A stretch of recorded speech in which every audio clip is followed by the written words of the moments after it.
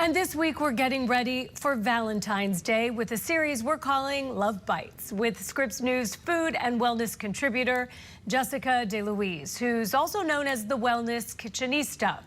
So if you want an elegant dinner but without all the restaurant prices, Jessica has the perfect intimate dinner at home just for you. Take a look. We're making stuffed steak pinwheels with roasted vegetables and a balsamic reduction. There are a lot of components to this meal, but they're all very straightforward. So we'll start out by chopping up our vegetables, and we're going to make roasted leeks, potatoes, and carrots.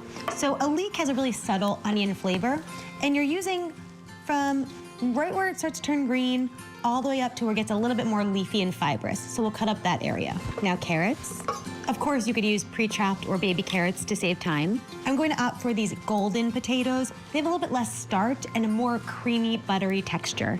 And then a generous drizzle of olive oil, salt, and pepper. I want to keep the seasoning simple for the vegetables because we have so many bold flavors with the pesto and that balsamic reduction. And we'll roast these while we get our steak and balsamic reduction going. I'll pour the balsamic vinegar into a small saucepan and heat it on low heat until it reduces by about 25 to 50% and is syrupy and coats the back of the spoon. To make this meal a bit more budget friendly, we're using a tougher, typically less expensive cut of steak. So I'm using a sirloin steak. A flank steak would be great here. We're going to tenderize it so it's nice and tender and juicy. So just talk with your butcher about what they have. So onto my cutting board, I'll put some parchment paper, fold the parchment paper over the beef, and then you use your meat mallet to pound it thinly. We're going for about a 1/4 inch thickness. You can tenderize meat in a few different ways. You can slow cook it, marinate it, or you can pound it thinly with a meat mallet.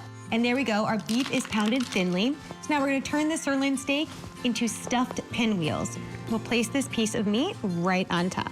Now we'll put pesto on the steak and spread it out in an even layer, pecorino romano cheese, and then some baby spinach. I'm gonna put the spinach in the middle because then we'll roll the steak from the thin end to the thicker end.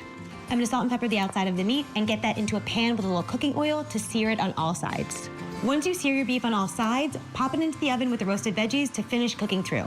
I'll let the steak rest off to the side while I plate up the vegetables. We'll top each plate with the balsamic reduction, a little bit more grated cheese, and some parsley. It's bringing all the love and all the feels for Valentine's Day. Holy smokes, that looks great. Scripps News food and wellness contributor Jessica DeLuise joins us now. Jess, okay, first of all, it looks delicious, but I have to be honest, confession, I don't eat red meat. So if you're not a red meat eater like me, is there another budget-friendly alternative perhaps? Not to say that I wouldn't make this for my husband, but you know.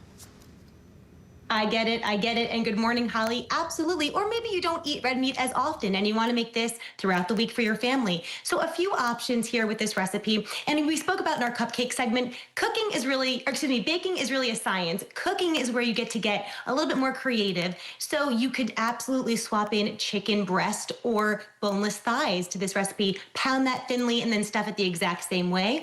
Or if you're looking for a plant-based meal, why don't you use some cooked lentils or beans and saute that with the pesto and the spinach and then plate that beautifully over your roasted vegetables. So maybe you want fish, so go ahead and lather that fish. Salmon would be great here with that pesto, and then bake it and serve it alongside roasted vegetables and spinach. So you can really get creative, but keep the ethos of the meal, and whatever you create is going to be delicious and super special for your special someone on Valentine's Day. Ooh, salmon, now you're talking. Now you have my number there. All right, have to ask you about the one, the only Martha Stewart, the great, said recently, good cookware makes the meal. What do you think about that? Does it, and what kind of cookware do you use? Something that perhaps might not even break the bank.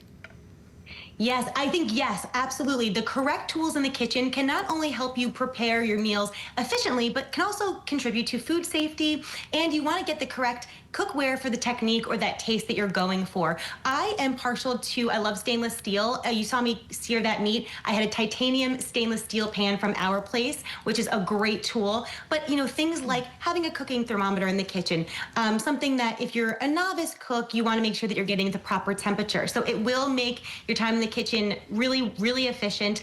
But I will say, you don't need every gadget, and you don't need the most expensive.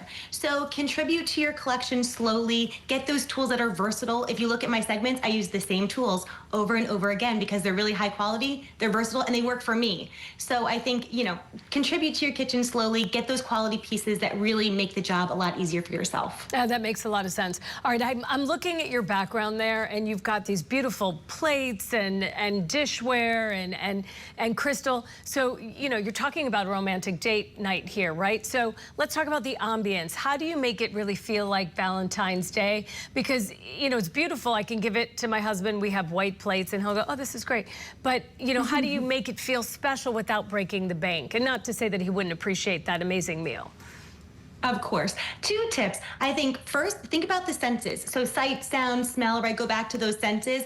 Your lighting, you want to dim the lights, maybe light some candles, opt for flameless just for something safe. Your smells, maybe you have the smell of cooking. Maybe you want to start a fire and get that woody smell. And then I would say the second thing is get out of your everyday clothes, right? Not literally, but put on something special. Pretend you're going to a restaurant, dress up. I like to pretend when my husband and I are having date night at home that I'm getting ready as if I were going out. I'm putting on something that's other than just my sweats, that I take care of a 4-month-old in. So I think if you're treating it like a special night, being present, removing the clutter, the distractions, shut off your phones, it will be a special night no matter what. Okay, and we give gifts on Valentine's Day. So if you have a kitchenista in your life, are there gifts that you can give to that person that's not going to break the bank but really help out? Yeah, I have 3 ideas for you. And I will say, listen, you might eye roll at this, but putting the phone away, removing distractions, as I mentioned, that is present enough, I think, for myself most of the time. But if you are getting gifts and you are on budget, I would say set a spending limit between you and your partner, whatever that might be. On the lower cost end of the spectrum, I think a kitchenista would really appreciate something functional. So something like these glass liquid measuring cups. I use these all the time. They're very versatile. So something functional on the lower end of the spectrum. Something mid-range, I would say a really good knife. Sharp knives are actually safer to use in the kitchen than something dull because you have more control. It's going to slide through your food item a lot more easily. So I would say a really good knife. This is actually something that my husband got me for my birthday last year, so I love it. And then on the higher end of the spectrum, if you are a kitchenista, always preparing meals for your family, hiring someone to come in and prepare that meal for you. And I can't tell you what a relief that would be for me to have someone come in and make myself something to eat so I can just relax and de-stress. So those are 3, I think, really great options that your kitchenista will just absolutely love. That, I like number 3 right there, that. And I love the idea that your husband got you a beautiful butcher knife for a gift. That nothing says love like without, a steel blade. Right, that's right. Scripps news, food, and wellness contributor Jessica DeLuise, as always, thank you so much for your time, your expertise, your tips to make our Valentine's Day special. We appreciate you.